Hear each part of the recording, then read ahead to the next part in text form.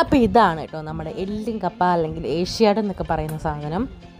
തൊണ്ടയൊക്കെ നല്ല പണി വന്നിട്ടിരിക്കുകയാണ്. നമുക്ക് നല്ല ജലദോഷവും പനിയൊക്കെയാണ് കേട്ടോ ഇവിടെ ഞങ്ങൾക്ക് 3 പേർക്കും. അതെ, അപ്പോൾ അതാ തവിയൊന്നും നിങ്ങൾ എണ്ണണ്ട, 1 2 3 4 ഇതങ്ങനെ അങ്ങ് പോകും കേട്ടോ.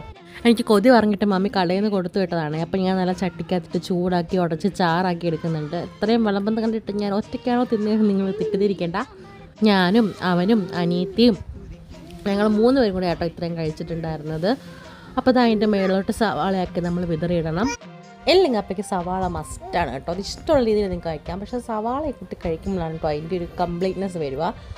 പിന്നെ ഒരു കട്ടൻ ചായ അങ്ങനെ ഉണ്ടെങ്കിൽ ഓക്കെയാണ്.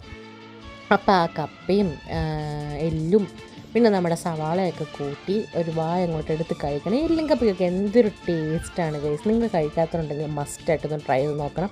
അത് അതിൻ്റേതായ ഒത്തൻറ്റിക് ടൈപ്പിൽ തന്നെ ട്രൈ ചെയ്യണം കേട്ടോ.